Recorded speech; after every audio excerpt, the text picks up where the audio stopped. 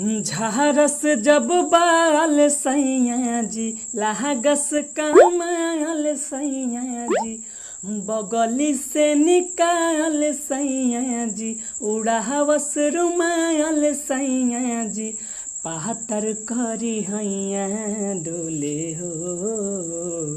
हाँ हाँ हाँ नदिया के बीच जैसे नैया डोले ओ सही मोर सैया डोले हो। नदिया के बीच जैसे नैया डोले ओ सही मोर सैया डोले हो। हेलो दोस्तों, मैं राइटर सूरजपाल सूर्या आपके अपने YouTube channel Bhojpuri lyrics writer में बहुत बहुत स्वागत करता हूँ। मुखड़ा है गमुछा के बान सैया जी चले ले तूफान सैया जी कोहरावा में फान सैया जी करे ले बिहान सैया जी कोमल कलैया धरे ले। हाँ हाँ हाँ हाँ देखी के रहनिया हमर जीवा डरे दिलवा धक धक करेले।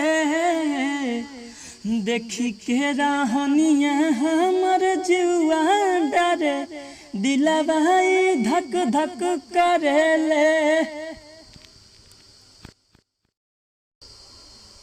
पहला अंतरा है हो महाने ना बतिया हमरो के तनु महानाई सखी होठ के लालैया हमरो रगरे ले चाखी चाखी देले दर्द करी हैया में मोहे पकड़ के नु हो करे ले तंग आऊ हैया में मोहे जकड़ के नु हो रहत दिन उ हम पे मरिले।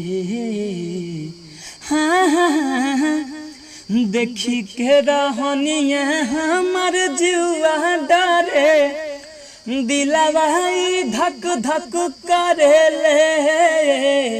देखी के रहनिया हमर जीवा डरे दिलवा धक धक करेले।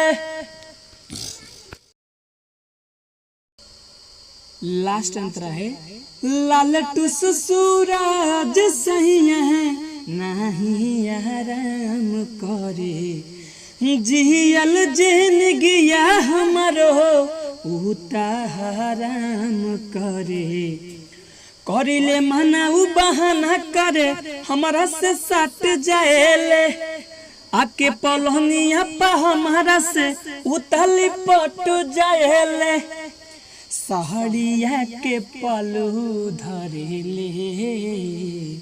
हाँ हाँ हाँ देखी के रहनिया हमर जीवा डरे दिलवा धक धक करेले।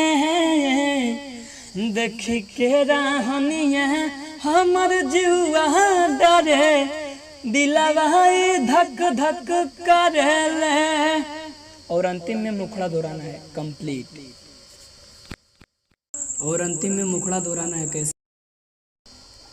मुखड़ा है गमुछा के बान सैया जी चले ले तूफान सैया जी कोहरावा में फान सैया जी करे ले बिहान सैया जी कोमल कलैया धरे ले। हाँ हाँ हाँ हाँ देखी के रहनिया हमर जीवा डरे दिलवा धक धक करेले। देखी के रहनिया हमर जीवा डरे दिलवा धक धक करेले।